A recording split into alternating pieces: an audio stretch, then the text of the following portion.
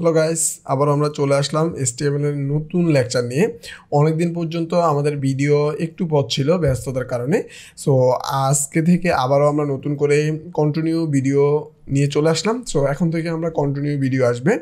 So আজকে আমরা যে বিষয়টা দেখব তা হলো আমাদের HTML এর ক্লাস। সো ক্লাস হলো একটা অ্যাট্রিবিউট। সো এই ক্লাস অ্যাট্রিবিউট সম্পর্কে আজকে আমরা জানবো। সো আমরা অনেক কিছুই অলরেডি দেখে ফেলেছি আমাদের HTML থেকে। সো ক্লাস দেখার জন্য আমরা তেমন কিছুই করব না, কি করব, যে কোনো এক ট্যাগ নিতে পারি, যে কোনো তোমার ইচ্ছা তুমি যে কোনো ট্যাগ নিও। তো আমি পি ট্যাগ নিলাম, একটা পি ট্যাগ নিলাম, আর এখানে একটা টেক্সট আমরা আপাতত নেই। তো আপাতত টেক্সট নিলাম আমরা 10 ওয়ার্ডের নিলাম। সো এটা আমরা র্যাপ করে নিই, ওয়ার্ড র্যাপ। ওকে, সো ওয়ার্ড র্যাপ কী দিয়ে করে তো এটা তোমরা জানো, অল্টার জেড। সো এটা করলাম, এখানে একটা ক্লাস নিব। সো ক্লাস নেওয়ার জন্য আমাদের ক্লাস অ্যাট্রিবিউট আছে, এটা হচ্ছে অ্যাট্রিবিউট। সো এই ক্লাস অ্যাট্রিবিউট লিখার পরে আমরা জানি যে অ্যাট্রিবিউট কীরকম হয়।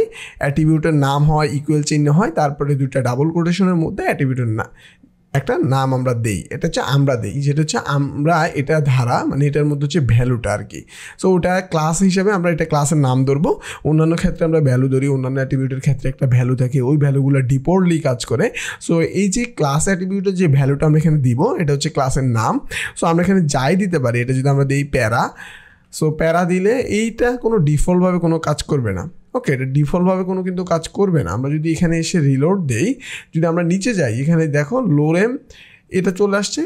ওকে, সো এখানে ডিফল্ট কোনো কাজ করতেছে না। সো এখানে এটা কালারফুল, কারণ হচ্ছে কি আমাদের পিতে কোনো একটা স্টাইল আমরা অলরেডি আগেই যে আমরা লেকচারগুলোতে ছিল, এখানে অলরেডি আমাদের সকল লেকচারের আমাদের আছে। সো এখানে আমরা ওই যে কালার স্টাইলটা শিখছিলাম, সো এই স্টাইল এখানে করা আছে। ওকে, সো এই যে বডির আমরা কালার গ্রিন দিছি, এটা যদি আমরা বাদ দিয়ে দিই তাহলে আর এটা গ্রিন থাকবে না। এটা যদি এখন রিলোড দেয় এটা ব্ল্যাক হয়ে যাবে। ওকে, সো ব্ল্যাক থাকুক। তো এটা হলো আমাদের ক্লাসের নাম দিলাম। সো এক্স্যাক্টলি ক্লাস বিষয়টা আমরা কেন ইউজ করব বা কী জন্য আমাদের ক্লাস দরকার, এটা তো আমাদের বোঝা দরকার আছে, তাই না? সো ক্লাস যেহেতু আমরা এই অ্যাট্রিবিউটটা দিছি, এটা মূলত আমরা ব্যবহার করে থাকি আমাদের স্টাইলের জন্য। ওকে, সো আমাদের ওয়েবসাইট দেখি, আমরা নানান ধরনের ওয়েবসাইট দেখি, নানান ধরনের ওয়েবসাইট নানান ধরনের হয়ে থাকে। মানে কি, এক এক ওয়েবসাইটের লেআউট এক এক ধরনের হয়, এক এক ডিজাইনের হয়, এক এক কালারের হয়। ওকে, সো এই যে স্টাইলগুলো দেওয়ার জন্য আমরা ক্লাস ইউজ করে থাকি। সো এই যে স্টাইলের, এই যে ক্লাসের একটা নাম থাকে, এটা ধরে আমরা কি করতে পারি, স্টাইল দিতে পারি। সো এটা আমরা কীভাবে দিতে পারি, HTML এর মধ্যে আমরা স্টাইলটা কীভাবে দিতে পারি। সো এই যে ক্লাসের নামটা আমরা কী করবো, এখান থেকে আপাতত কপি করে নিলাম, বা তুমি যদি মনে রাখতেও পারো। তো আমরা কী করবো, হেডের উপরে আমরা স্টাইল করা শিখছিলাম, যেহেতু এটা আমাদের HTML লেকচার। এখানে আমরা HTML এর মধ্যে যেভাবে কী করি, স্টাইল করি, এখানে একটা স্টাইল ট্যাগ থাকে, তার মধ্যে আমরা স্টাইল করি। সো ক্লাসকে স্টাইল করার জন্য আমাদের কী করতে হয়, একটা ডট দিতে হয়। ডট দেওয়ার পরে ক্লাসের নাম লিখতে হয়। তো আমাদের ক্লাসের নাম কী ছিল, প্যারা। সো এটা লিখার পরে আমরা এখানে যে স্টাইলটা দিব, এটা ওই যে নির্দিষ্ট যে ক্লাসটা আছে, আমরা যেখানে এই ক্লাসটার নামটা দিছি, সেটা হইতে পারে একটা ডিবের মধ্যে, সেটা হইতে পারে একটা সেকশনের মধ্যে, সেটা হইতে পারে হেডিংয়ের মধ্যে, টেবিলের মধ্যে, বিভিন্ন জায়গায় হইতে পারে। তো যেখানেই সে থাক না কেন, আমরা ওই ক্লাসকে স্টাইল করার জন্য একটা ডট দিব, ওই ক্লাসের নাম দিব, তারপরে দুইটা সেকেন্ড ব্র্যাকেট, একটা হলো স্টার্টিং সেকেন্ড ব্র্যাকেট আর একটা হলো ক্লোজিং সেকেন্ড ব্র্যাকেট।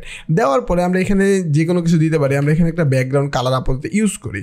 সো আমরা কী করবো, একটা ব্যাকগ্রাউন্ড কালার। ওকে, সো ব্যাকগ্রাউন্ড কালার আমরা কী দিব, আপাতত আমরা এটাই দিই, যেহেতু এটা সাজেশন আমরা দিচ্ছে, এটাই দিলাম। দেওয়ার পর আমরা যদি এখানে এসে একটা রিলোড দেই, এই যে দেখো তুমি নিচে একটা ব্যাকগ্রাউন্ড কালার পেয়ে গেছে, ব্যাকগ্রাউন্ড কালার। এবং আমরা ব্যাকগ্রাউন্ড কালারের পরে আমরা যদি এখানে একটা কালার দিই, সো কালারটা আমাদের আজকে হোয়াইট দিই। ওকে, সো হোয়াইট দিলে যদি আমরা এটা সেভ করি এবং রিলোড করি, দেখবে এটা কী হয়ে গেছে, হোয়াইট হয়ে গেছে। সো তুমি চাইলে এই যে ক্লাসটা আছে, এই ক্লাসটা দিয়ে তুমি একটা ক্লাস যে কোনো জায়গায় দিতে পারো। মানে তোমার এক ওয়েবসাইটের যে কোনো জায়গায় ক্লাস দিয়ে তুমি এভাবে স্টাইল করে ফেলতে পারো।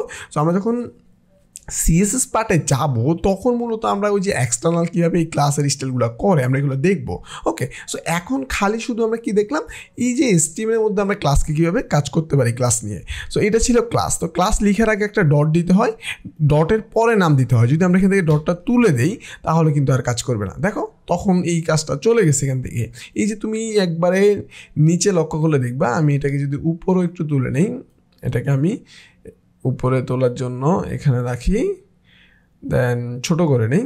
ছোট করে যদি এখন তুমি এই যে ছোট করে নিলাম, একটু তোমার দেখার জন্য একটু ছোট করে নিলাম, এখন যদি আমরা আবার রিলোড দেই, এখানে একটা ডট দিয়ে, এই যে ডট দিলাম, ডট দেওয়ার পরে আমরা এখন সেভ করে নিই আমাদের ফাইলটা, দেন যদি রিলোড দেই দেখবা যে এই জায়গাতে ব্যাকগ্রাউন্ড কালারটা পেয়েছে। ওকে, সো এই যে ক্লাস দিয়ে আমরা চাইলেই আমরা বিভিন্ন জায়গাতে বিভিন্ন স্টাইল দিতে পারি। ক্লাস দিয়ে আমরা এই যে প্রতিটা লাইনে তখন আর এইভাবে লিখে দিতে হবে না। দেখো আমি এখানে একটা ক্লাসের মধ্যে একাধিক প্রপার্টি ইউজ করছি, একাধিক স্টাইলের প্রপার্টি ইউজ করছি, আমার কোনো সমস্যাই হয় না। কিন্তু এই জায়গাতে আমি প্রত্যেক লাইনের মধ্যে দেখো আমি চাইলে এই বডির মধ্যে এই ক্লাসটা দিতে পারি। সো এই বডির মধ্যে ক্লাসটা দিয়ে আমি স্পেসিফিক ট্যাগকেও কালার করতে পারি। সো ক্লাস ইউজ করার সুবিধা হচ্ছে আমরা চাইলেই যে কোনো একটা সেকশনে একটা ক্লাস নিয়ে ওই সেকশনে সকল বিষয়গুলো নিয়ে কাজ করতে পারি। সো তখন আর প্রতিটা লাইনের জন্য আলাদা আলাদাভাবে লিখতে হয় না, ওই ক্লাসের আন্ডারে রেখে আমরা তাদেরকে নিয়ে এক্সটার্নাল কাজ করতে পারি। ওকে, এটার সুবিধা অসুবিধা আমরা সামনে আরও বিস্তারিত জানবো। সো ক্লাসের ব্যবহার তুমি আজকে দেখে ফেলেছো, ক্লাস সম্পর্কে আশা করি তোমার একটা আইডিয়া হয়ে গেছে, তোমার এখন আর ক্লাস নিয়ে কোনো কনফিউশন থাকবে না। সো যদিও থাকে অবশ্যই তুমি আমাদের গ্রুপে জয়েন হয়ে যাবা, আমাদের ফেসবুক কমিউনিটি আছে, সেখানে জয়েন হয়ে গিয়ে তুমি কি করবা, তোমার যত প্রবলেম রিলেটেড পোস্ট আছে তুমি সেখানে পোস্ট করে দিবা। দেওয়ার পরে দেখবা তোমাকে তোমার কমিউনিটির অনেকেই তোমাকে হেল্প করবে, অথবা আমাদের টিম মেম্বাররা তোমাকে হেল্প করে ফেলবে।